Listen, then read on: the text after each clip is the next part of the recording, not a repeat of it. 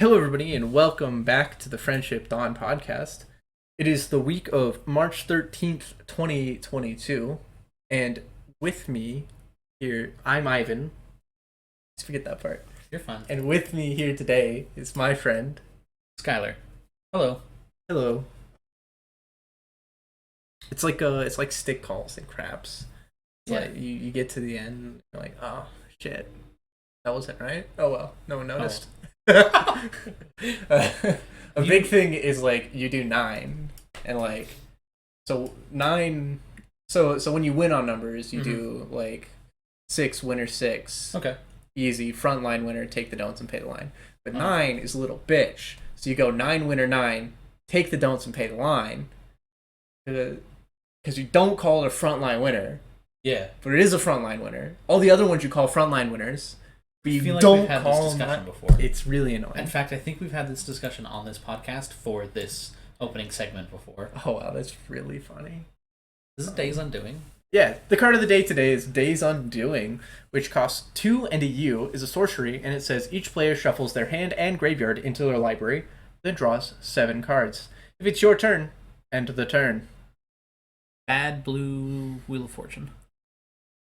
No, it's just Time Twister. Time Twister? Yeah. Oh. I don't know what that is. Wait, why is this bad? And if it's your turn, it ends the turn? I guess you can just cast it on your second main phase. But Yeah. No, you're right, and is that is a bad thing. Do you move to the Because normally end what you step? want to do is you want to play Wheel of Fortune and then like play your land after that and then cast like a 1-drop or whatever. Yeah. Huh? Do you get your end step out if you Days Undoing? No. Oh, interesting. Yeah.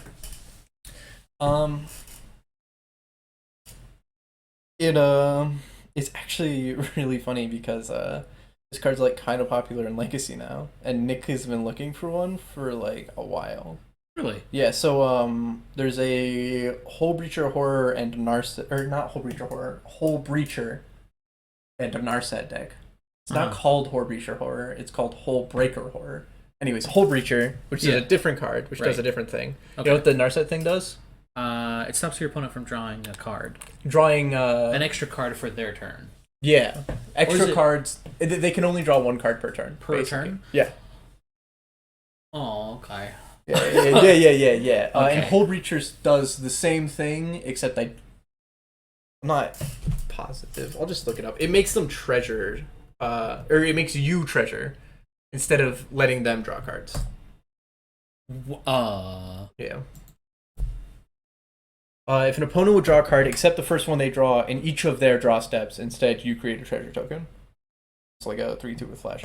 Oh, yeah, that's crazy. Yeah, it's. I mean, bad. that seems amazing with Days Undoing. Yeah. So what you do is you use Days Undoing and Narset and Hole Breacher, and then you win the game pretty much immediately, right? Like that's played in Legacy. Yeah. Huh. I mean, all the cards are like 3 mana.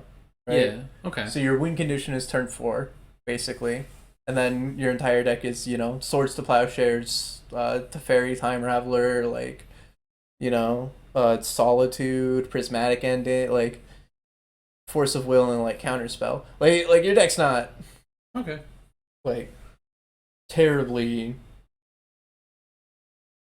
difficult to understand. You know what I mean? Like, or your deck's not like a terribly. You're playing control. You're playing control. Yeah. And then this is just the flavor of win condition. Yeah, that you're using. Because it just turns out that like Narset and Hole Breacher are just good, right? And they're good on their own. And then you win the game Narset with the Days Undoing. Undoing. Search for Days Undoing. Yeah. Right. But I remember when this card came out, everybody thought it was just like so laughably bad. And I don't know. Times have changed, I guess. Yeah. Which is pretty cool. Yeah, I still don't like the card. I still think it sucks. I mean, yeah, you have to you have to do a ton of setup, and I hate the setup, and also it's stupid and lame. It also has the not fun part of being like, I guess you can kind of interact with it. You can counter it. You can kill the creature in response to the sorcery. The creature planeswalker. Yeah, it's not too hard. Led to a really stupid turn against Nick like last Friday, where I'm playing High Tide, right? Sure. So I cast Time Spiral, which is this effect, but I untap 6 lands. God. Okay, cool. I cast Time Spiral. He casts Hole Breacher. I Force of Will his Hole Breacher. He Force of Will's my Force of Will. I'm like, alright, I got this planned out. I Force of Will his Force of Will. And the Force of Will is my Force of Will back. And I'm like, okay, well, you have a good game, I guess. Like, yeah. I got destroyed there. Every card in your hand was Hole Breacher, Force of Will, blue card, blue card. So my, you know, he didn't even. I had cast High Tide twice, and he tapped his Tundra for 1 mana. High Tide? High Tide, yeah. Islands tap for an additional blue this turn. Oh. It's just annoying. I'm just upset that I lost. Is really the moral of the story. That's too bad. Yeah. I'm sorry you lost that game. And then the second game, you just cast Narset, and then I was, pick up all my cards. Well, I don't have any way to interact with an Narset. Oh, that sucks. Sorry, I didn't just pick up all my cards. I cast 2 counter spells, then picked up all my cards. Cast 2 counter spells, which got countered. Picked up all your cards? Yep. Seems like fun. It was not the most fun thing in the world. But anyways, that's Days Undoing. Also, fun fact, it exiles itself. What? Yeah. Where does it say that? It as a part of the resolution of the spell. Of end of turn. You end the turn. Exile all spells and abilities on the stack, including this card. Okay. Yeah. It's a little weird because a card doesn't say to exile itself. Yeah. Well, yeah. Yeah. Without the rules text on the card, it doesn't say to exile itself. Yeah. But, like, people don't remember to exile. It's a fun thing. Also, it's really sad that you can't Days Undoing on their turn and then end their turn, because that'd be very funny. Well, yeah, that'd be fucking great. I mean, that's just like time walking them? What? On your upkeep? Right. Your upkeep time walking. Your turn? Yeah. And also, right. I'll draw 7 new cards. Sorry, I was thinking of it like the counter spell. You know. Oh, sure, you're gonna cast a spell? Here, let me just Days Undoing. Exile it. And also end your turn. And also end your turn. Fuck you. Yeah. I start my turn with 7 cards. Split second? Can you counter this? Yeah, you can counter this. Oh, okay. Yeah, it's a normal interactable card. Just a weird one. I wasn't sure if it interacted anything like Split Second. No. Okay. Yeah, Split Second is a static ability for cards currently on the stack. Okay. Weird. Yeah, it leads to really weird scenarios where if you can put 2 spells on the stack at the same time, one of which was Split Second, you can put the Split Second spell on the stack first, and then the other one on the stack second, effectively giving the other one Split Second. Weird. Yeah. So you would cast your spell, and in response to you casting the spell, you would cast a spell? No, you can't respond to a split. You can't hold priority with the Split Second spell on the stack. How would you get a Collected Conjuring does it, I think. Eye of the Storm is one. Yeah, exile top 6 of your library. You may cast up to 2 sorcery. Oh, this one doesn't work because there's no Split Second cards with that would be fucking wild. But like Eye of the Storm is one, I'm pretty sure. Whenever a player casts an instant or sorcery spell, remove it from the game. Then that player copies each instant or sorcery card removed from the game with Eye of the Storm. For each copy, you may play the card without paying its mana cost. Maybe Mizzix Mastery is like a little less of a mindfuck. Mizzix Mastery. Exile. Sorry, I'm just gonna read it with the overload text. Exile each card that's an instant or sorcery card from your graveyard. For each card exiled this way, copy it. You may cast the copy without paying its mana cost. Exile Mizzix Mastery. How does that put multiple spells on the stack? Because you have to cast them. Because Epic Experiment. Yeah, there's a few ways to do this actually. Oh, there it is. So you exile all the spells at the same time, and you put all of them on the stack in any order you wish. Huh, weird. Yeah. But it says that you're casting them, right? Yeah, but you're doing them as part of the resolution of the spell. You need to finish resolving. You need to finish resolving the spell before you can... Yeah, before you actually move on to, like... other steps. Yeah. Okay. Part of the resolution of the spell is putting instants and sorceries on the stack by casting them. Yeah. That's weird. Mm-hmm. I agree. Any other pre-release cards from New Capenna you want to look at? Oh, there's Alchemy Cards. Oh. Alchemy. Are they like new cards, or are they like Alchemy buffs in there? New cards. Oh, let's take a look at these. Anything cool? I don't think so. Kami of Transmutation? Kami of Transmutation? I don't know. Rare. ATB. Each permanent card in your hand either is perpetually an artifact or an enchantment. That's kind of neat. Yeah. It's a bear with an ETB ability that turns everything in your hand either into an artifact or an enchantment. Well, and leaves the battlefield. Oh yeah, when it enters or leaves the battlefield. So you can turn all the cards in your hand into artifacts and enchantments. Yeah. I think Kami of Morning's like funny. It enters the battlefield, target creature you control, or creature card in your graveyard perpetually gains. Whenever a creature you control with greater mana value than this card dies, return this card from your graveyard to the battlefield tapped. What? Oh, that's strange. So your Kami of Morning enters the battlefield. You make it so that whenever a creature you control with greater mana value dies, you return your Kami of Morning from your graveyard to the battlefield. And then you sacrifice your Edgar Markov to something, and then your Kami of Morning comes back and enters the battlefield, and you target your Eye Twitch, and then whenever anything, then your Kami of Morning dies, and your Eye Twitch comes back, and then you sacrifice... Is this an actual combo piece? Or are you having fun yet? It's not like a combo, but it's like the infinite value thing of like how many times do I kill my Eye Twitch to to get value to learn. Get value. Yeah, if I've learned how many what's it called? How many mascot exhibitions is too many in my sideboard? Because I can get them all. There's also Mothra Cavalry. Math Rider Cavalry. Yeah, Math Rider Cavalry. No. It costs 2 less to cast if you have no other creature cards in hand, or if the only other creature card in your hand are named Mothra Rider Cavalry. It's just a 4-mana 2/2 with flying, and other creatures you control get +1/+1. Yeah. Seems really good in mono white, you know. I'd pay 4 mana for this, and a lot of the times you don't have to. It's just a bear with flying that has a tremendous upside. Yeah.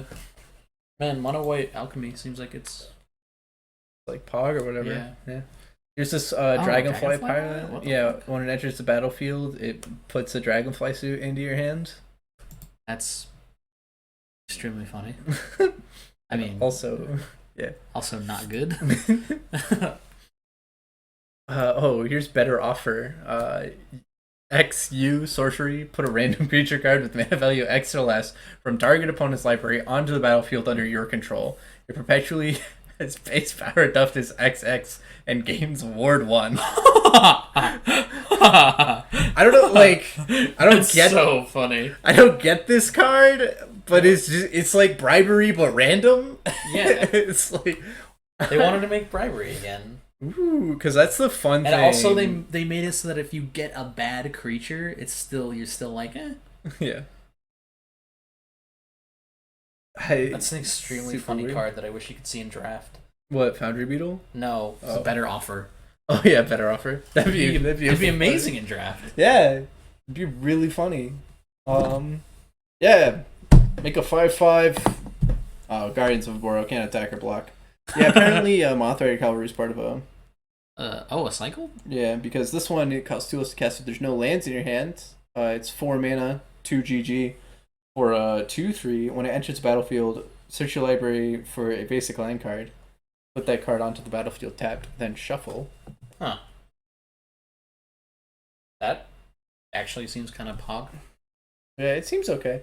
It's a little, I don't know.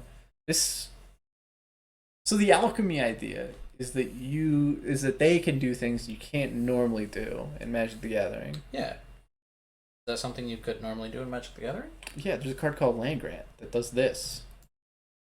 Hey. Costs 2 less to cast if there are no lands in your hand? Yeah. Wait, what? Yeah, it's 1G sorcery. If you have no land cards in your hand, you may reveal your hand rather than paying the spell's mana cost. Search your library for a forest card, reveal that card, put it in your hand, and shuffle. What? I don't know. This card is hilarious. Yeah, it's a key piece to some combo decks. Yo, you don't say, huh? Yeah. Have you ever heard of Goblin Charbelcher? No. Goblin Charbelcher. Okay, it's a 4-mana artifact. What the fuck? With 3 tap. Reveal cards from the top of your library until you reveal a land card.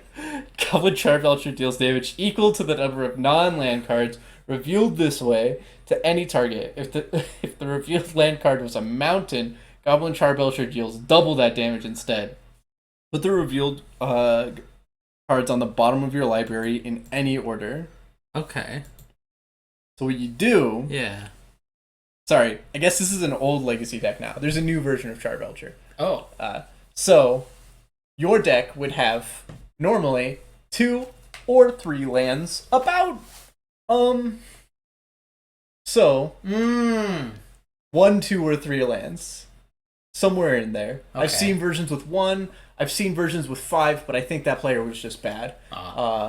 Because they activated their Charbelcher a second time and targeted their creature, which was really bad. Anyways, why would they target their creature? No, their opponent's creature. Oh, but you target the face. Yeah, right? Like, you know. What? That's the whole reason the combo's in the deck. Yeah. Anyways. Okay. Normally you have 1, 2, or 3 lands, right? Yeah, but this is a 4-mana spell. Yeah, so it's Legacy, right? Yeah. So your deck has 4 Dark Rituals, 4 Cabal Rituals, 4 Wild Cantrips, 4 Elvish Spirit Guides, 4 Simian Spirit Guides, 4 Rite of Flames, 4 Lion's Eye Diamond, because it doesn't matter if you discard your hand, you could pay the Lion's Eye Diamond based on 3 mana to activate the Charbelcher. Yes. There's also Lotus Petal, Chrome Mox, and I feel like... a bunch of shit that isn't land, but will get you mana. Yeah. Wow. Cool. I feel like there's like 2 more cards that I'm missing that are like basically just add mana. Yeah. And that's the only thing they do. Yeah. Anyways. And you would play 4 land grants and some amount of forests. So the 1 forest lists would be playing just Taiga because land grant gets only forests. Yes. But it's a mountain for the Charbelcher in case you hit it. Yes, yes, of course. Some of them would also play Bayou because Bayou taps for black, so you can cast Dark Ritual off it. Of course. And I think the 3 land lists were just 2 Taigas, 1 Bayou. Very funny deck, to say the least. It is a funny deck. You immediately concede to Force of Will, though. Oh. You spend your entire turn casting a Charbelcher, hoping to God you can activate it. And if they have a single Force of Will, you just lose. There's no way to make your spell uncounterable? No. Huh. You just... That's a bummer. You just jam it, man. You just jam it. I hope to God they don't have a Force of Will. Yeah. Oh, that's too bad. I mean, especially like if you're playing cards like Land Grant where you have to reveal your hands. Well, your hand doesn't matter. Yeah, that's right. It's just gonna be the fuck. Who Dark Rituals? Simian Spirit Guide? What are you playing? Oh, okay. Force of Will. Yeah. A lot worse than the Force of Negation exists, but a lot better because of Zendikar Rising. Why? Do you know what's in Zendikar Rising? No clue. All right. Here, Nice. You don't even know its name? No, there's a ton of them. There's a ton of them. There's a ton of them that do this. That do the thing that you need to do. Huh, okay. Sorry. I'm trying to think of one. So there's multiple face double cards in Zendikar Rising, right? Yeah. Like like Shatter Skull Smashing. Yeah. All right, so Shatter Skull Smashing is a land, right? Yes. But the front side is a spell. But the front side isn't. So now the deck just plays like 30 of those. Yeah. And like Charbelcher. It is just like now it's like really slow, but at least it actually Charbelchers at some point. It can Charbelcher. Yeah, you can protect your Charbelcher with Disruption. Well, Force of Will. Oh, you get to play blue because cards. You have blue card. Oh, yeah. That's dumb. Yeah. It's in my opinion very funny. Yeah, it's hilarious. Yeah, it's like 20, 25 modal face double cards that are like a bunch of just nonsense, basically. A bunch of random old cards. Yeah. And there's a oh, hey, easy killer. There's a really funny like modern list that I see going around with Recross the Paths. Would you like to read this card to chat? Reveal cards from the top of your library until you reveal a land card. Put that card into play and the rest on the bottom of your library in any order. Clash with an opponent. If you win, return it to its owner's hand. Each player reveals the top card of his or her library, then puts the card... Yeah, Clash doesn't matter. Oh, okay. Just ignore Clash entirely. Sure. Right? So what does this card do? It puts a land card into play. Untapped. All right. I want you to read the first two sentences again, and tell me what it does if there's no land cards in your library. No cards from the top of your library until you reveal a land card. It doesn't... You just reveal cards endlessly. All right, you reveal your entire library. What's next? Read the next line. Put that... Put into play, and the rest on the bottom of your library in any order. Okay, that's dumb. That's stupid. You just stack your deck. Yeah, you literally... Okay. Stack my deck pass. That's very funny. So they'll play no lands and just... Well, I mean, Shatter Skull Smashing is a land, right? Oh my god. Oh my god, I'm gonna die. I can't believe 5-color bad stuff is a legacy deck that combos off. No, this is just Charbelcher, man. Sorry, is it 5 colors or is it only like 3? It's like 3. Because you don't need Dark Ritual and... Yeah, I don't think it plays Dark Ritual anymore. Yeah. Still plays like Lotus Petal and stuff, I'm pretty sure. I can't remember. It doesn't need the white one either. Yeah, doesn't need the white one either. I think it still has like 2 of the white one. That's just because there aren't enough ones that come into play untapped. Because almost all of them come into play tapped except the Mythic Cycle. Yeah. Okay. Yeah. So it plays exceedingly funny. Yeah. Also, it's also really funny because it's like, yes, Glasspool Mimic. What? Yeah, it's a 3-mana clone that clones your creatures you control. So the deck has this like stupid shit in it. So it's a blue 3-mana 0/0 clone, but it only clones your stuff. But there's no other creatures in the deck. So wait. So it's just a blue tap land. It's a bad island. Oh my god. Oh. I also think it has like I think there's a mana dork that's like a flip land too. Yeah, it's the green one. Yeah, the green one. Mushroom one. So it just plays that sometimes. Like sometimes it just goes cool. Turn 2, Shatter Skull pass. 2 mana 1 mana dork pass. That's wild. Yeah, it's also like the deck just does weird shit, right? Like, well, what if they answer your Charbelcher? Well, there's a good thing I have a regrowth in my deck. Only hits permanent cards, but that's the only thing that matters. Yeah. Anyways, very funny deck. Ready to move on to weekly work? Yeah, I'll say. How long was that segment? It's like... Well, the card of the day was like 8 minutes, and then Charbelcher was like 16 minutes. 16 minutes on Charbelcher! Good for you, buddy. Getting your time in the limelight. Yeah, I'm ready to move on to work. All right. What did you do this weekly on the work? Roulette class. Yeah. Is the only thing of note, really. Nice. I slept through my first day. Yeah. Which was unfortunate. Yikes. Luckily, the person who runs it is very kind. Yeah. And my fellow teammates covered for me. So I was not punished too harshly or at all. I'm going to say too hard. I'm going to like... You probably got an attendance point because they give you attendance points for the class. And you're only allowed to have 1.5 points. Oh. And a no-call, no-show is 2. So... Damn. Yeah. But I didn't get that because I'm still in the class. Nice. So, better lucky than good. Yeah. The second day, however... Sorry, craps class, we got 2.5 points. Oh. Yeah. That's funny. I think the blackjack dealer class we got 3. No, we got 2. 2? Okay. Wow, I guess roulette class is shorter. Yeah, way shorter. Yeah. Anyways, what was I gonna say? Frick. What they covered for you? They were just like, oh yeah, Skylar left early yesterday because he wasn't feeling well. Yeah. So that's probably why he's not here today. Yeah. Which is true. I my schedule changed, so like I got horrible sleep and then showed up to work with a terrible, like, I think it was a stress stomachache. Oh yeah. And just horrible mood.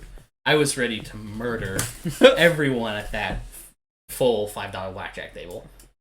Like there was a lady that well, every player was addicted to the side bet, first of all. Yeah. And then there was a person... yeah, it's the $5 table. I know, but... You gotta kill your EV somehow. There was a lady on that table who, anytime she had the chance of getting a side bet or a blackjack, she would go... on the table.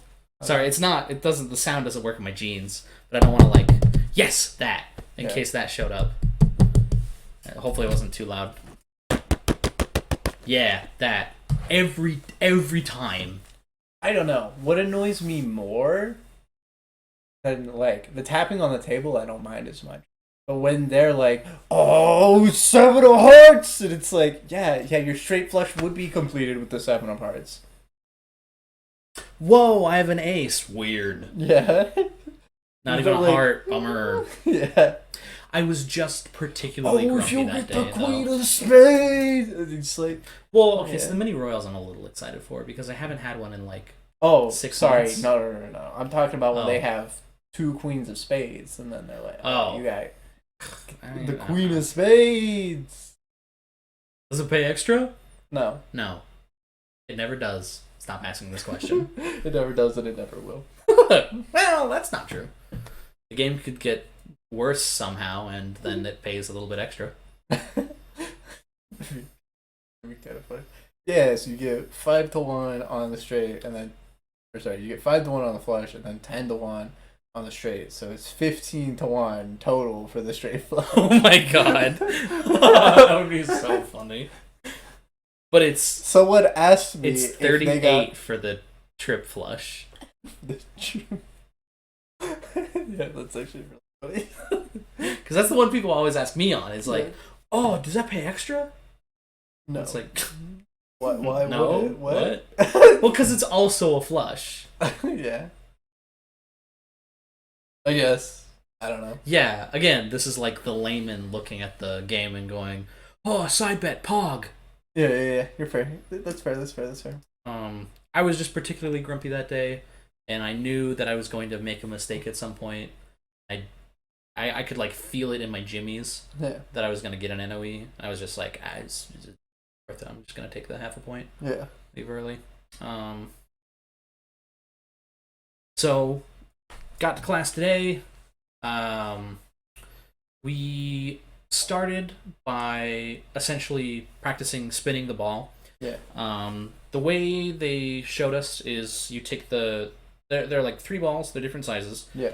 If you make like a snapping motion, the beginning of the snap is your middle finger and your thumb pressed together. Mm-hmm. Imagine you are pinching the ball in those 2 fingers, but it is coming out the side where your ring finger or your middle finger and your pinky finger are. Yeah. Right. So it's coming out ever so slightly, and you push them together, The force of that causes the ball to pop out of your fingers. Huh. You hold your fingers in the ring of the roulette wheel like that, and then pop it out so that it slides along the side, and then proceeds to spin and rotate around. Yeah. It's a little tricky. I think the second time I pinched it and it flew in a like perfectly straight line at another dealer. Just fling. Oop.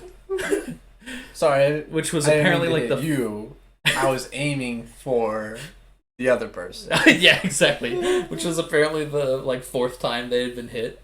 And they were like, I need to go home early. I'm injured. Yikes. And then while people were doing that, we were tasked with putting the picture bet payouts. Because the person running it gave us a sheet of paper that we can cut out flashcards, essentially, for what are known as picture bets. I'm sure... Wait, do you know what picture bets are? No. Okay, so... But you know like a number on the roulette wheel is a box? Yeah. Okay, and you know that the line in between two numbers, a split, pays 17 to 1, yeah. The corner pays 8. Yeah. And the straight up pays 35. Yeah. So, picture bets are common formations of bets that end up on the table that you should memorize so that you don't have to individually add up 17 plus 17 plus 35. 17, well, yeah, that's just 70. 69. 34 plus 35, 69. Oh, you're right, yeah. So you know that that's just 69 and not, okay, 17 plus 17 is 34 plus 35, that's 69. I need to pay out 69 chips. Mm-hmm. So we essentially filling out the backs of those flashcards. Yeah. I'll probably actually make them flashcards and cut them out and stuff because they seem pretty useful. Nice. And then after that, we were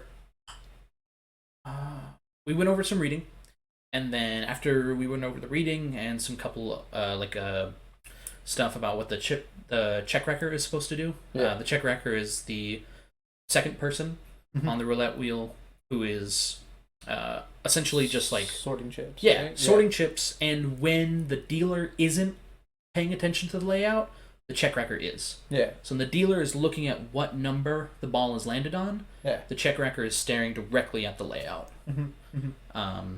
And then helping them by sliding out the chips they need to pay people out, and taking the chips that have lost in and stacking them up in stacks of 20. Yeah. And then we practiced collecting them together. So each of us were given a different color. Yeah.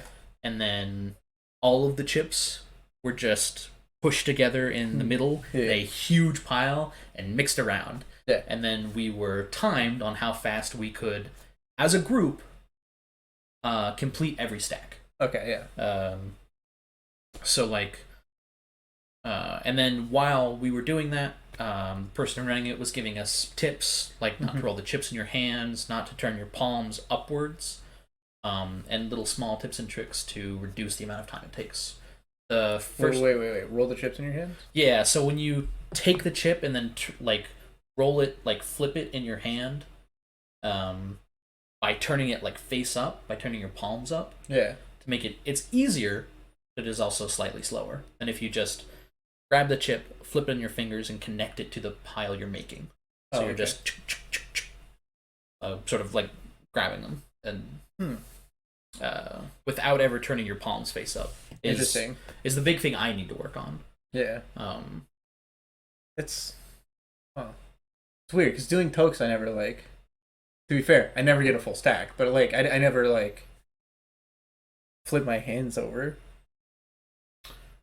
Yeah, it's just a habit I accrued from doing tokes 4 or 5 times, and it's just easier for me to have the chips. It's easier to not lose the chips in my hand if I roll them. Yeah, and I lose them in my hands all the time too. And I just need to practice doing it faster. Yeah. The first time we got was 7 minutes and 5 seconds, and then we took a whole minute off the second time. Yeah, pretty cool. Nice. I've been on craps. How's that? Doing craps stuff, you know. Yeah. It's weird. So they won't have more than one new dealer on the table at a time. That seems fair. So there's 3 people in day shift who pass the craps class. Mm-hmm. Which means like we have to split the 7 days up between those 3 people, basically. Yeah. I guess it just works as 3-2-2, but whatever. Anyways, so I was on the craps the craps table on Saturday, right? Mm-hmm. All day, you know, pretty normal.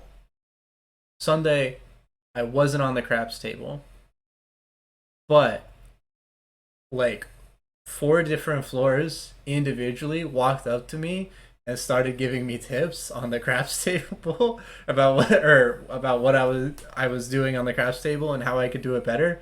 One of which being someone who has literally never talked to me before, which was very weird. Like they noticed you were doing something wrong on craps and were trying to help correct the issue. No, not like, oh, you're doing this wrong on craps, but like, you know, it'd be easier to use the stick if you held it at the end and in like just your fingertips when shipping the dice out. Right? Which is something that like, so when you ship the dice, you do it with your opposite hand, right? Okay. And so like normally when you ship the dice, you pick up the stick and then you just start shipping the dice. But like I pick up the stick at like, you know, like you would like normally a pool. Like a pool stick. Yeah, like a pool stick. So there's like a little extra room in there, right? Okay. And then of course immediately after I ship out the dice, I then like put the other hand at the hilt of the stick and then push it up into my hand so that it's easier to reach out the other end, right? Yeah. But you could skip the process entirely if you merely held the stick in your fingertips at all times. Yeah. Okay. Which was one thing. There was another thing where a floor was like, yeah, you don't need to like lean all the way out there and give it directly to them. I know they tell you to do that in class. That's gonna like really hurt your back. You should just like take it to the pass line and that's it. And I was like, oh, okay, cool. Yeah. As long as somebody gave me clearance, like as long as it's not my responsibility when I get in trouble. Done. Yeah. It's like I'm trying to think of something like it's like how you're supposed to say change whenever somebody gives you any money at all. Yeah. Yeah.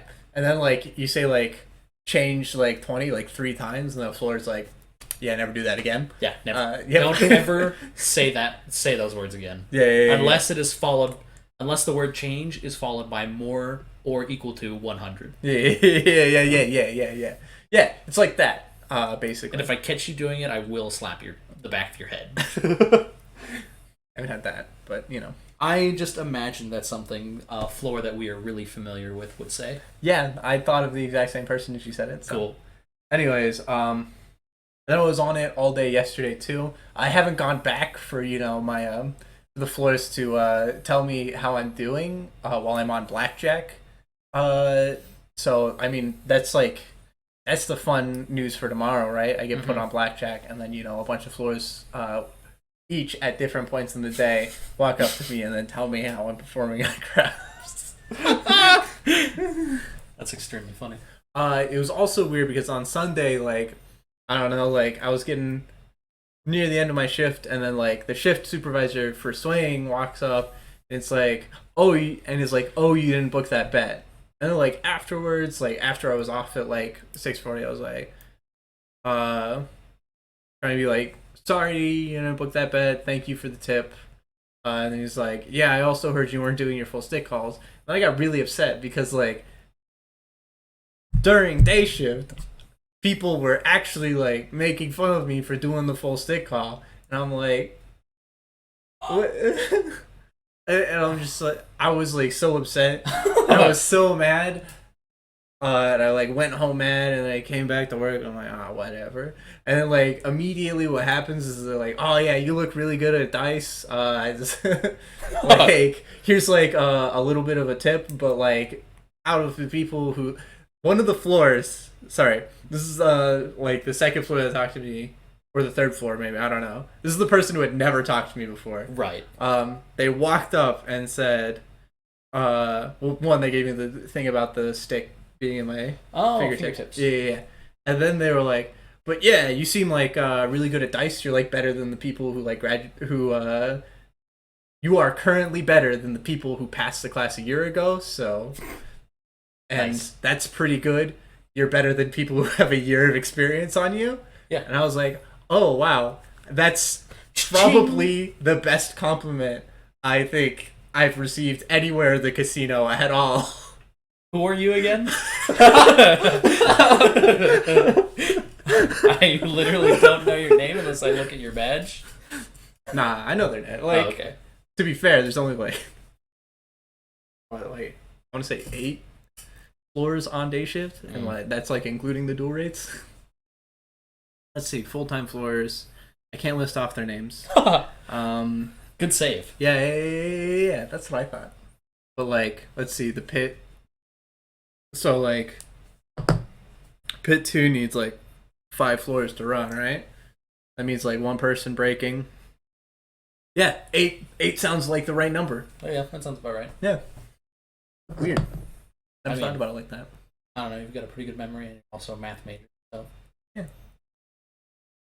So anyways, that was my experience with craps, and also someone who like was talking to somebody else would throw money in, say the bet once, and then go back to talking to the person, and I'd ask them, oh yeah, what's this bet for? And then after I asked twice, the first time they said, give me 22 inside, including the point, right? Mm-hmm. And I picked up their money and was like, what is this again? And they're like, 22 inside, including the point. And I was like, I need another $1. You only gave me 21. Oh. Yeah. And they're like, what? Oh, okay. And they gave me $1. And the second time, they threw a $5 chip in for the craps bonus, for the like small tall thing. Okay. And I was like, what's this 5 chip for? Right? Because there's a few ways you can do that. There's a 2-1-2 and a 1-3-1. And I look over to the box, and in their location on the tall, there's no chips. So this is a new bet that they're booking. Oh. Right? Yeah. And so I'm like, what's this again? And then he's like, I'm not going to repeat every bet I say to you. You need to listen to the bets when I book them. And I'm like, oh, okay. What's this bet again? It's a $5 make 'em all. Just all. What? Just all. Oh my god. So he already actually had the bet up there. It was just, a bad one. Yeah, horrible. Truly abysmal. I mean, it's not really any better or worse than any of the bets on the table, but like it's like it's the bet of... That would be like if there was a bet for only getting a 7-card straight flush in Pai-Gow. It's like I mean, like, I'll put $1 on that. Like $5 on what is essentially a guaranteed loss. Yeah. To be fair, it is like a $5 bet on whether or not you will get the 5-card straight flush, or sorry, the 7-card straight flush in Pai-Gow in the next 12 hands ish. Yeah, that's still an abysmal bet. Yeah, it's still abysmal, but it's tragically it's 12 times better than what you just said. I guess. Again, still does not seem like $5. We'll cut it. Or it seems like you're spending a lot of money for no returns. I agree. Yeah. He's also someone the dice got to. So I didn't see this on the first day, but like yesterday on craps, when the dice got to him, he's one of those people that not only takes a fucking eon to set the dice, right, but then is convinced that the reason that people are good at dice is because they throw them with perfect poise and form, like they're an Olympic gymnast. Yes. Which is the thing I honestly find most annoying. Yeah, because it slows down your game. Yeah. Because they're like, I need to set these dice so it aligns perfectly with the feng shui of the room as such to improve my chances of rolling a 5 on 2 6-sided dice. Picks them up. Wait. Yeet. Yeah. I don't even have too much of a problem with them setting the dice anymore. Jeez. Yeah, it just takes so long. It just slows the game down. Yeah.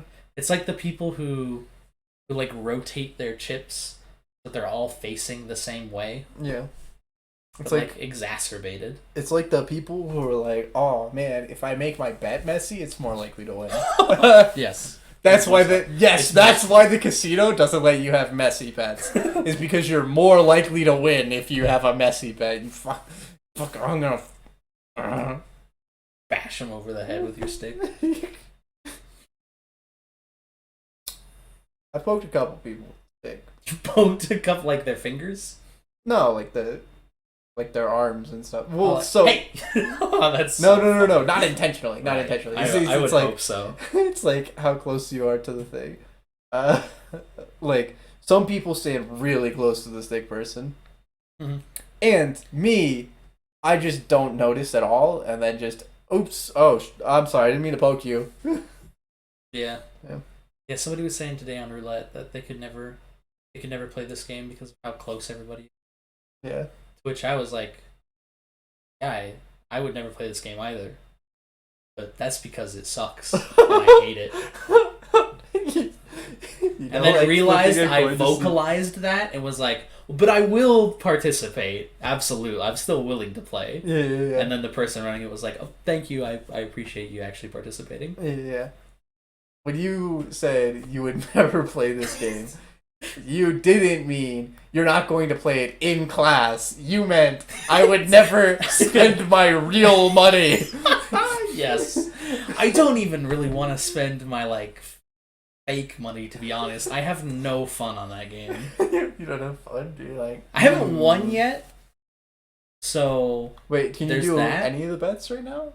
Yeah. Oh, okay. Yeah, so right now we do any of the bets. Yeah. But on the outside bets, that's the, again, for listeners, not for you. You already know all this shit. Yeah. But for listeners, it's black, red, evens, odds, columns, rows, 1 through 18, 19 through 36, and stuff like that. Yeah. All those are outside bets, and we can do 5 chips max on those. Yeah. And then on the inside, no more than 2 chips. Nice. See, because on Craps, what we did was all right, so here is the first bet. We're gonna do this bet for 2 days and nothing else. Well, and then we were like, all right, now that we've got that down, here's the next bet. To be fair, I think roulette is the difficulty of roulette comes from the calculations required, and not the procedures. Yeah, that's fair. I think the procedures for roulette are pretty easy. Yeah. Especially since there's a second person who is also checking that you are doing the procedures correctly, and yeah. That's their sole focus. Sometimes, a lot of the time you don't have to check record. Yeah. You also, or you're using the machine. Yeah. I don't know. The machine seems cool. Play with it. Oh, right. That's just because it's a big toy that you can I want to slurp every single chip on the table into that little funnel to make you lose. That's the only thing I think when I see a roulette table. Basically, it's just that is extremely funny. But it reminds me of marble contraptions me and my grandmother used to make. Or you'd have them connect pieces of a used paper towel roll and half a milk carton to make a funnel and have the marble travel down. Ooh, yeah. I think there's a commercialized version of this that are plastic toys. It's a marble track. Yeah. I feel like I had a blackjack. Oh yeah. A pit boss was dealing blackjack. A pit boss. Yeah. Oh. Yeah. One of the pits was dealing blackjack, right? And like, I clock in, you know, the other pit just skips the announcement. It's just like, hey, Ivan, go tap into pit boss name over there. And I was like, first I was like, who's that? And then I look over, oh, the person wearing the suit that that name. That name. Yes. Yeah. And then I walk over, and the weirdest thing was happening. He was like shaking. Like this was the first time out of his dealer class. Oh, that's really funny. It was wild. That was pretty much the end of that story, though. Oh. Sorry, I'm trying to look up a game that I could talk about instead of Elden Ring. Oh, well, that's going to happen after the break anyways. Oh, you know what? That's a fair point. I can just put this down. Yeah. So, that's the fun stuff. I did get a deal, I think 3 spins on the roulette table. Ooh. Exactly 3? Yes. It was not very many. Yeah. Because we're so slow and bad at it. Yeah, that's right. That's fair. Oh, and then the end, you'll find this fun. The end of it was at like 3:45. The person running it was like, I like to end class with a brain teaser, so I'm going to set up this roulette situation. Yeah. Like of medium difficulty. You have to calculate it, and when you have the answer, whisper it to me, and if you're correct, you can leave the class. Yeah.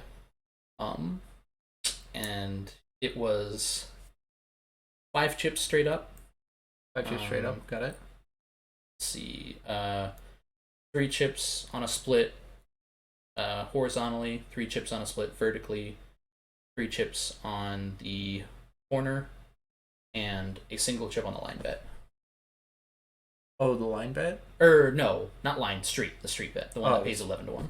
The street. All right. Okay. So, let's see. Mm-hmm. It's 1 on the corner? 3. 3 on the corner. 3 on the corner, and then 3 on both the lines. 3 on both the splits. Both the splits? Yeah. All right. And then 1 on the street. 1 on the street and 5 on the straight up. All right. Which really messed me up because I thought it was 4. Yeah. Without being able to see it. 175 plus 8 times 3, so that's like 199 plus 11, that's like 210 plus 34 times 3, which is gonna be so that's gonna be 312. Wow, that's incredible. Yes, that's correct. Oh wow. Yeah, you'd be great at roulette. Anyways, what was your... Oh, I thought it was 4 chips on the straight up, so I kept getting a much smaller number than... She was like, can you show me how you're doing it? And I was like, yeah, it's 3, 3, 3, the math there, and then 4 on the straight up, and 1 on the street. And she's like, how many on the straight up? And I was like, I splash it, and I'm like, oh, it's 312. And she's like, yeah, it is. Yeah. Easy game. Yeah. Anyways, ready to take a break? Yeah, I'm ready. All right, we're gonna go on to the break zone, everybody. We'll see you after the ad.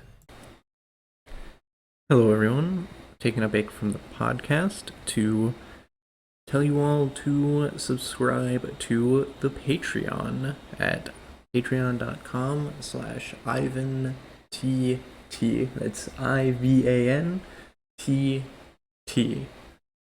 It's how you help support the podcast, how we get all of our stuff together, and you get a sick bonus in that all Patreons with the Tier 2 or higher get a shout out. So, quick shout out to Thunderbird145, who is our current Tier 2 patron. Thank you, everyone, and back to the podcast. Hello, everybody, and welcome back to the Friendship Dawn podcast. We're moving on to the game Gander today. Mm-hmm. What are you looking at? So, what are you gandering? This is not a game I have played even remotely recently. So, You're gonna ask, Skylar, why the fuck would you bring this game up? It's because I meant, if you remember earlier in the podcast, I mentioned that thing about the marble contraptions. Yeah. There's a VR game all about that. It's called Gadgeteer, and you essentially place down track and objects for a marble. It's like a physics game. So the marble. you make marble tracks. Yeah, but you make really convoluted ones. Yeah. It's like what's the one where you draw the line and the stick figure goes across it? Yes, it's like 3D that. You remember what that's called? Is it stick sledding? Oh my god! Wow, that is sled. That brings me back. Line Rider. Line Rider. Holy crap! That's so funny. You can just go on to linerider.com. Yeah, of course. It's just like a little Flash game. Yeah, and then. Oh my god, that's so funny. You just hit play and then. Yeah, and then he just. Well, so the gray line is just normal. It's just and then the red line is like a speed boost. I don't know what the green line does. I think the green line's a speed boost. Oh, is the red line just stop? Oh, no. It's for decoration. The green line's for decoration. Oh, the green line is decoration, and the red line is speed boost. Yeah. That's right. Get that oh my god, it's so funny.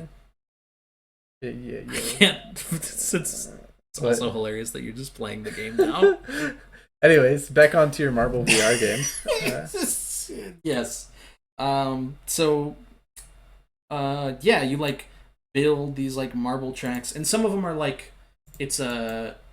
there's a quote unquote campaign mode in which you have to solve specific puzzles, and then get the marble from one end and have it touch the button at the other end. And it's around this character's house, and there's environmental storytelling. Yeah. You see awards for inventions and stuff around her house that you weave your marble through to try and touch the second button. Yeah. And the game slaps.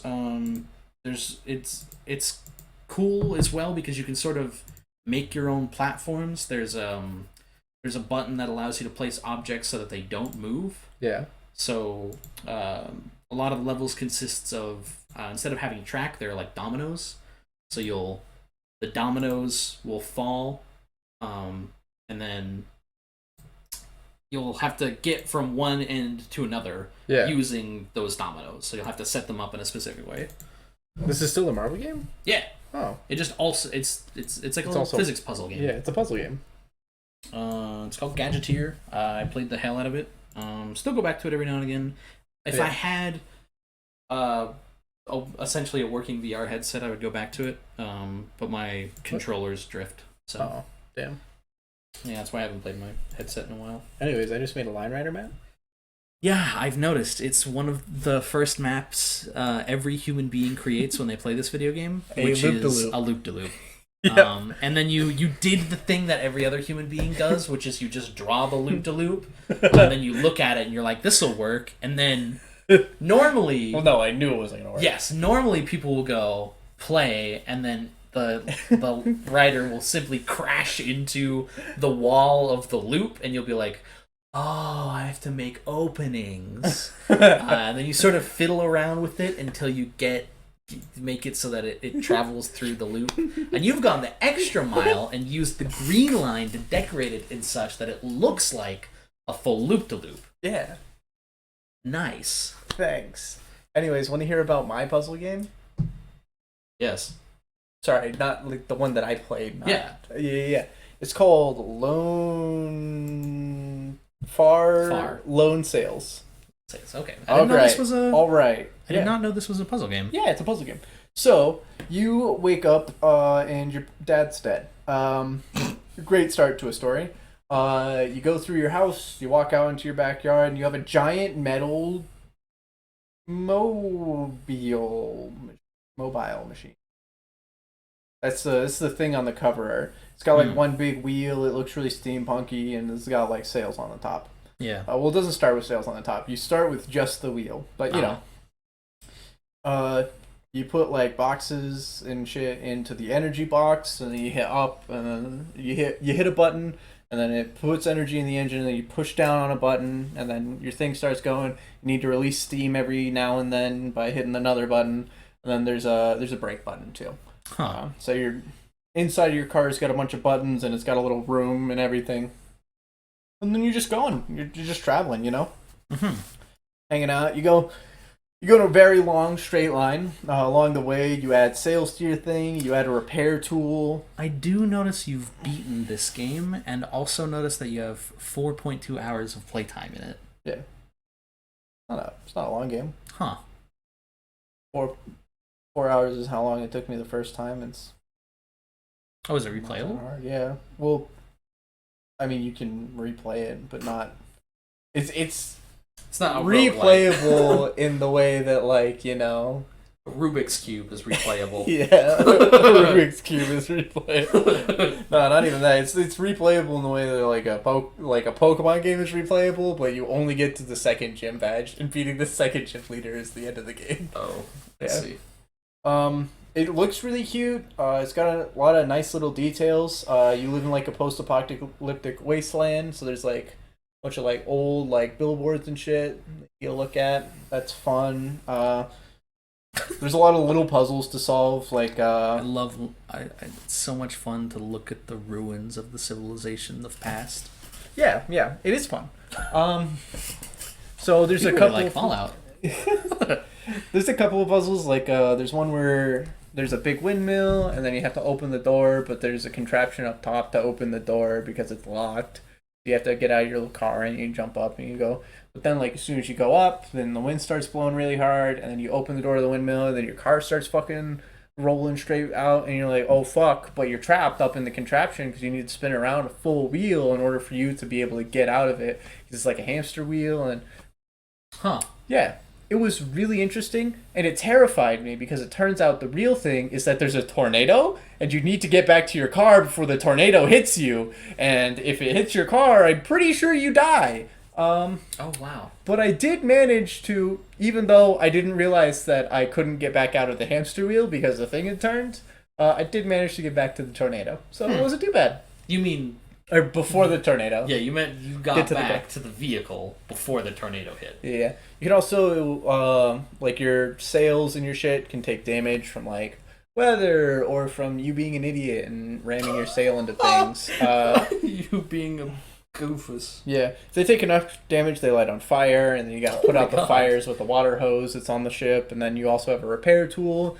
You also get like a suction tool, and I didn't get it at first, but it's to pick up the fuel boxes so you don't have to hit the brakes every time and jump out of the car. Of course, I only realized that in time for the last 4 or 5 sets of fuel boxes. Wow, that's so funny. And my car was going too fast, so I just didn't get to the button to turn on the suction thing in time. Because I think the suction thing uses energy, I'm not sure. That's extremely funny. Yeah. It's a really fun, cute game. I had a lot of fun. Yeah. For 4.2 hours? Yeah, for 4.2 hours. It's really calming. That was $3. I bought it on sale. Oh, okay. It wasn't like... Yeah, I was going to be like, did you pay like $15 for this? No, I paid $3 for it. Yeah. I mean, it was worth it. Not even 4.5 hours of gameplay does not seem worth anything more than like $10. If that. Well, yeah, but You bought it on sale. I know. I'm just saying. I mean, yeah. It's not it's normally on sale. It's normally $10. Oh. Yeah. Okay. It was like a 70% off sale or something like that. That's always funny when you're like, wow, the game is so cheap. I think I'm losing money if I don't buy it. Yeah. I mean, I found it fun. There was a part at the end, so there's a really cool part. So you can like pull your vehicle because it has a hook cables that you can hook to shit, right? A winch, so to speak. Yeah. And cool. So you use that sometimes to like, pull things out or like, pull things back. Sure. There's a point in the game where you grab onto the winch thing and then you walk in a certain direction and it pulls your fucking vehicle which is wild. You're like tiny compared to the vehicle. Yeah, but if it's a neutral, then yeah, I guess I don't know. Like how a human being can like. I guess you need a couple people to push a car. It took me so long to figure that out. And that was like really cool. There's a whole part in which you put your vehicle into a bigger one.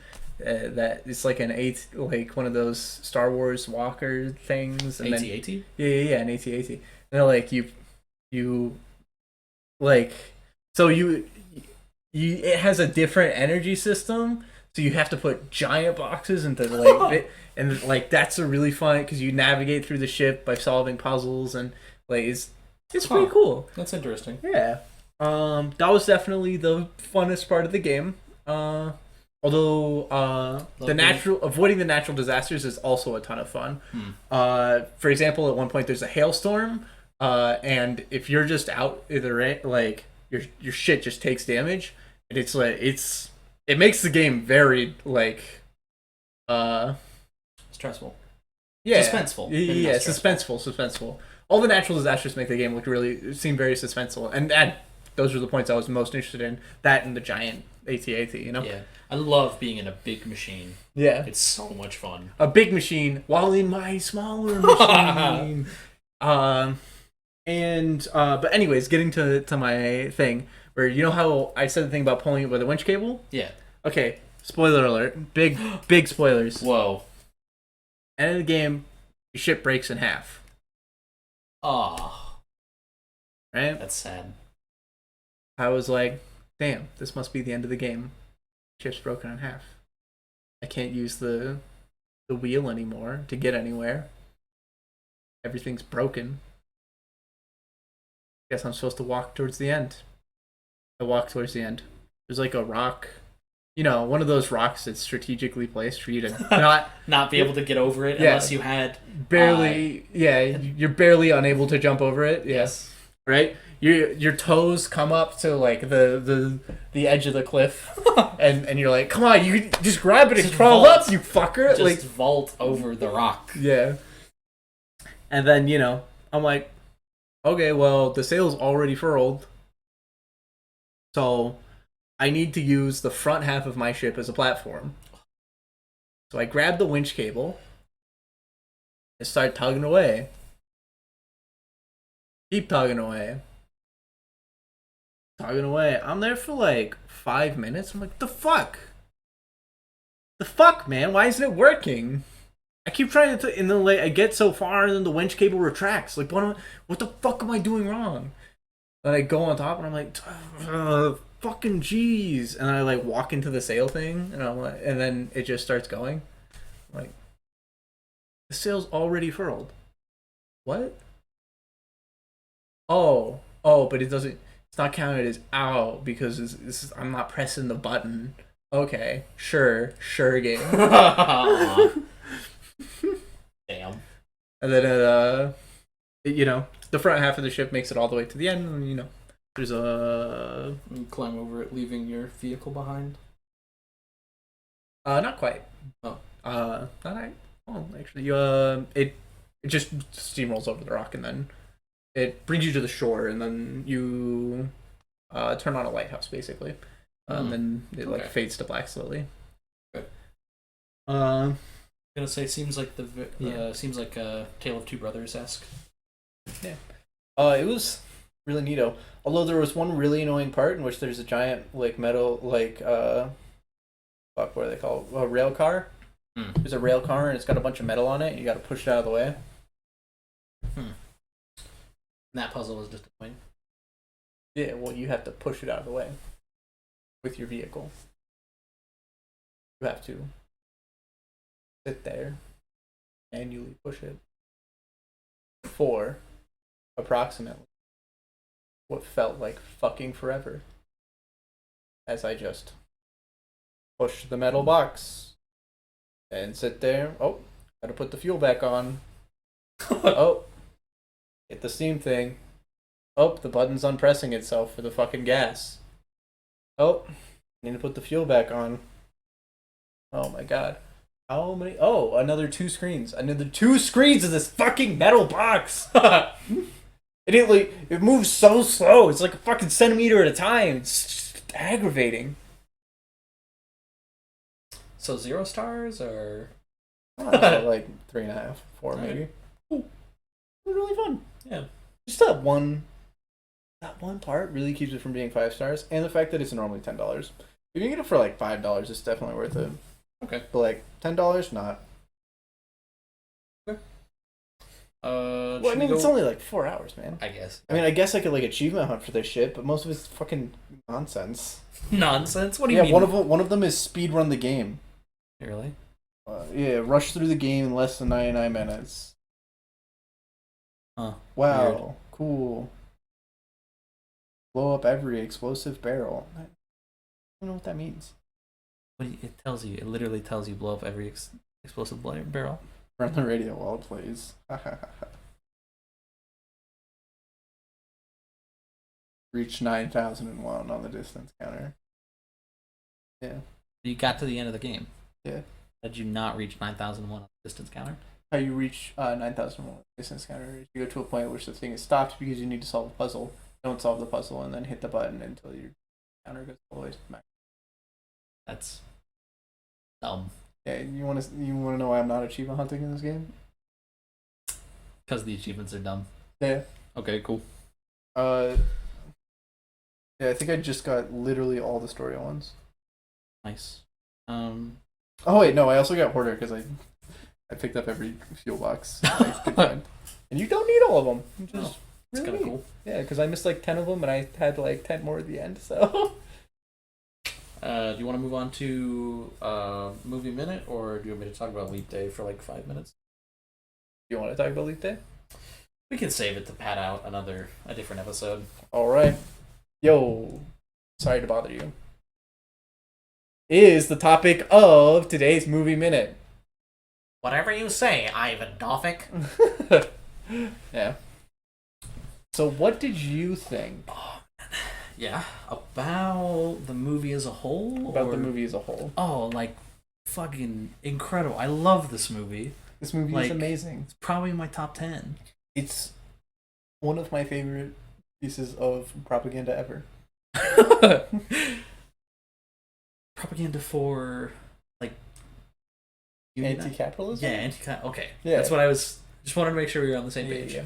Unionizing? I was going to say unionizing. Yeah. But, like, as a whole, yeah, very anti-capitalist. Yeah. It's just like... I don't know, man. Worry-free is literally sell yourself into slavery. Yeah. Right? And you don't have to worry about that anymore. Yeah. Wild, man. Yeah. You've got a job and housing for the rest of your life. I mean, yeah, it's so... When I saw Worry-Free, I was like, oh, fuck, is this political? And then, like, as the movie went on, I was like, oh, fuck, this is political, yeah. Hey, this movie also goes some fucking places. Some fucking Holy places. Shit. Right, when the old dude's like, nah, man, you gotta use your white voice. Yeah. Yeah. Well, so it's funny, because I see this in the preview, yeah, and his voice changes, and I'm like, oh, I wonder if this is an artistic choice to be like, this isn't how... You know, he's not actually being overdubbed. Yeah. This is just because he says what they think they should sound like, or something to that effect, and then puts on a different voice, right? Mm-hmm. And we see the main character like plug his nose and talk like this to sort of mock his older coworker. Mm-hmm. But then you're watching the movie and it gets to that party scene, and he's like, "My fellow associates, I would like to dedicate this imbibing to our new and it's like, whoa, man, you sounded overdubbed. Yeah, it's like the movie's just so like, yeah. This is like the thing where he's talking with his cousin. He's like, "You're so greedy, man." And he's like, "Dude, I got bills to pay." Greedy, huh? I'm your uncle. Yeah, You just want money for your family. Oh, my family? I'm your uncle. Well, you want to give me back that car I gave you? I didn't think so. Also, that's so the point I really liked the movie. Well, that part was really good. But the point where I'm like absolutely sold on this movie is when he goes to the gas station, and I'm like, in my head, I'm thinking like, what? He can't pay his cousin back, but he's gonna buy gas at the gas station. What the fuck is this? And then he like walks up and he's like 40 on 2, and I'm like, he's got 40 on. Come on, like you can put like 20 in the tank and then 20 to your land, like give him something, right? And then he puts 40 cents into the thing, and I'm like, oh no, never mind. Yeah, this is the change. This is the money you're paying to get gas to the gas station. Yep. Yeah, man. I also really like it when he is in the interview, and the dude's just like. Oh yeah, the cold open. Yeah. You know what? This tells me? This tells me that you can read. Oh, what is it? And that then you can read, and you're willing to do basically anything. Oh yes. That you can read, and you're desperate enough to do anything. I'll hire literally anyone for this job. Like, yeah, man. Okay.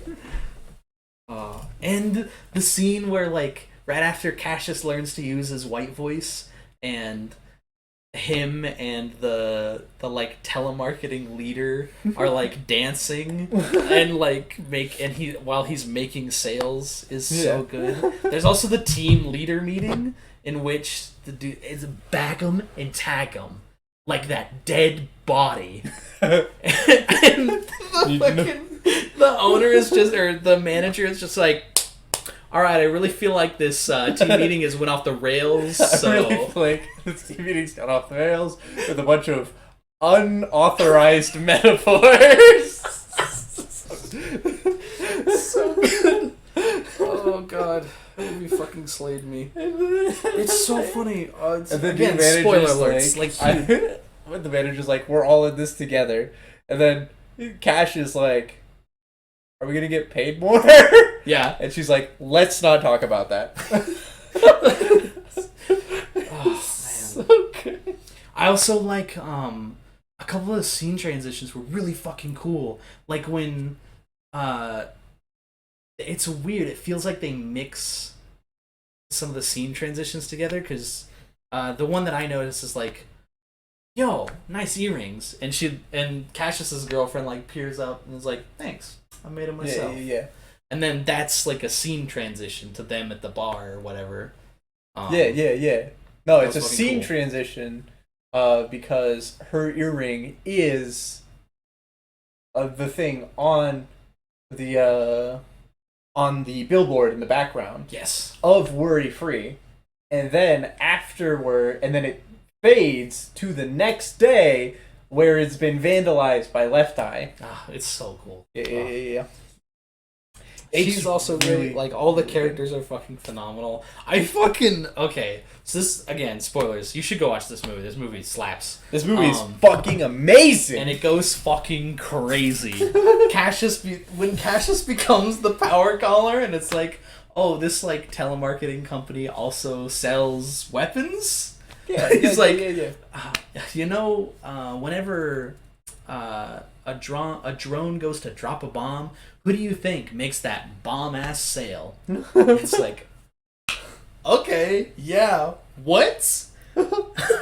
It just like continues to. One of my top tier lines is Cassius learns about the catalyst for the Equisapiens. Yeah, and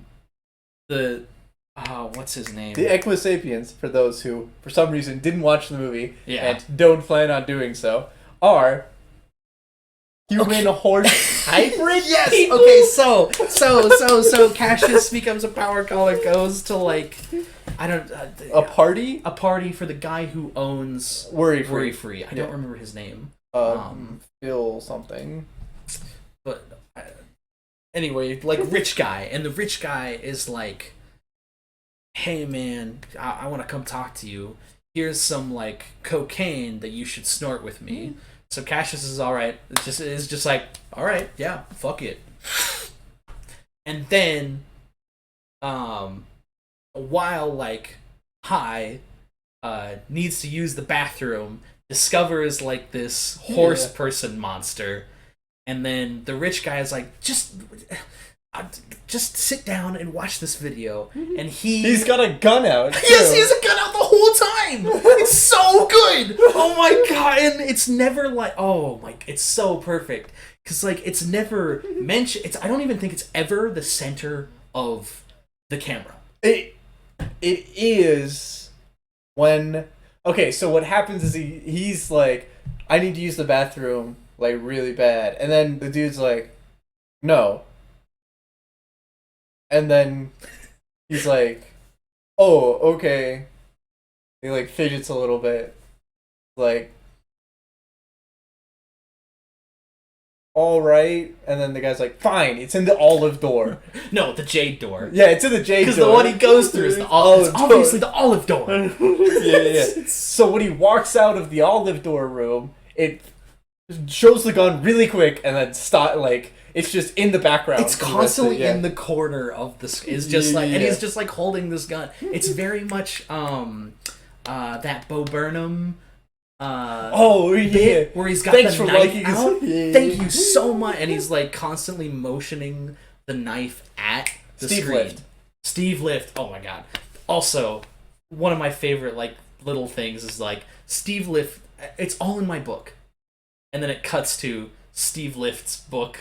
I'm on top. A book by Steve Lift. Yeah.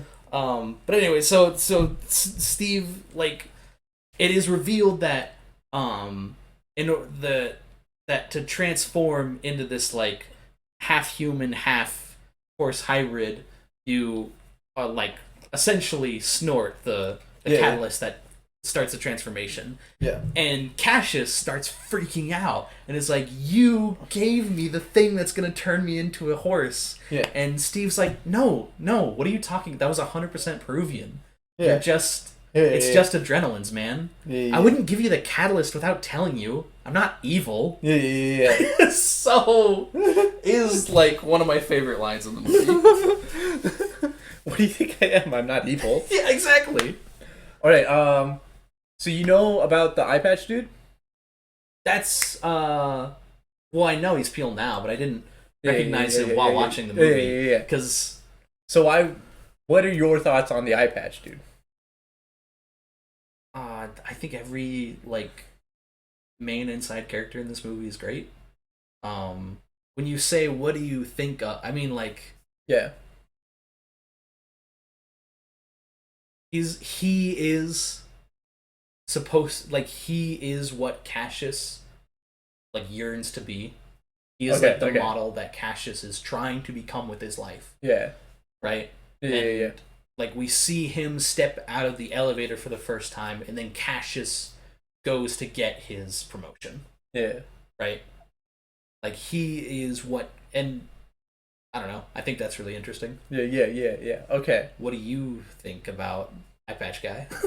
So, supposedly, Eye Patch Guy is what you said, but he is also entirely a figment of Cassius' imagination. Really?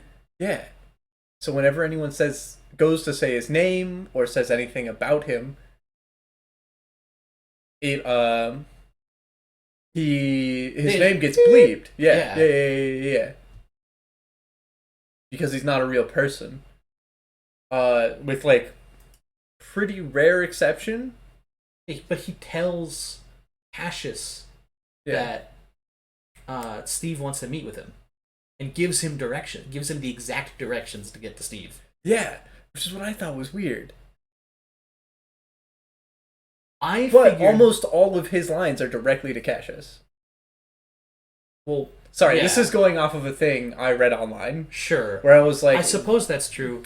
I also have a slight... So, I thought that the reason his name was bleeped out is because they're using their white voice, and Eye Patch's name is too not white. Oh, which is that's why a good one too. Out. Yeah. Also, the bathroom break thing. I'm pretty sure it's an explicit reference to Amazon. Oh, where your supervisor tells you just can't go to the bathroom. Yeah. No, just watch this thing first. Yeah. And then he's like, okay, fine, but you need to make it quick. Can't be more than 5 minutes. And then he starts the timer on his desk. Yeah. Oh, wow. Yeah. Yeah. That's really smart. I like that. The movie is so good. Yeah. Although, the Aquasapien Revolution did throw me for a loop. Oh god, it was so fucking funny. I think the movie wanted to have like a happy ending. No, I agree. I just like the Aquasapien thing is so wild. Yeah, I know. Like, dude, literally owns slaves. Yeah. What do you mean? Oh my god, it's so. The movie just escalates into the sun. Yeah, I just don't see why. Because he's evil. Yeah, and he's trying to maximize profits. Yeah, that's fair. I guess just owning slaves isn't enough. Oh shit, that's the point. Probably, a little bit. Yeah, that's the point. Movie's very political. Is like an understatement. And I just even the stuff with like the unions and the scabs and stuff. Yeah. Well, that's like the start of it, right? That's like, oh, we're kind of ramping up. This movie's a little political. Yeah. And then by the end, they're throwing a revolution for a marginalized community. Yeah. Just escalated into the stratosphere. Yeah. You're gonna be the Martin Luther King of Aquasapien. I'm not evil. Also, like, writes $100 million on a piece of paper he tears out of a file. This is how much I'm gonna pay you. No. He just pulls it out of his pocket and hands it to him. I thought he wrote it down. Well, it is written out and it has a smiley face on it. Oh, okay. Yeah. But I thought he just wrote it out in front of. I remember him writing out on the piece of paper $100 million. I don't remember that, but it doesn't matter. Yeah, movie good. It serves the same purpose. Yeah.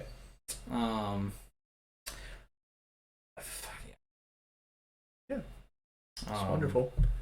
Well, sounds like we're hitting the friendship dusk part of the podcast. Okay. Do you have any closing thoughts you would like to share with us? I do. It's sort of like a call to action, I guess you could say.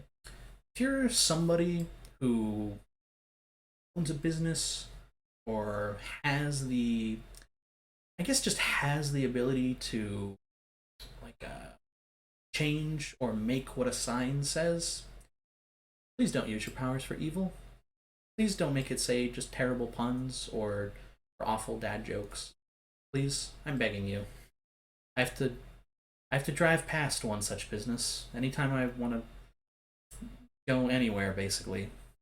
And I'm sorry you're so offended by puns. I'm not offended. It's just you could be using that space to tell me about you. Yeah. And instead, you've written out how long does it take for a draft to throw up.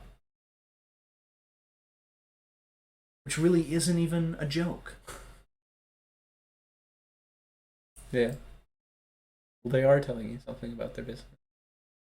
They're quirky and cool.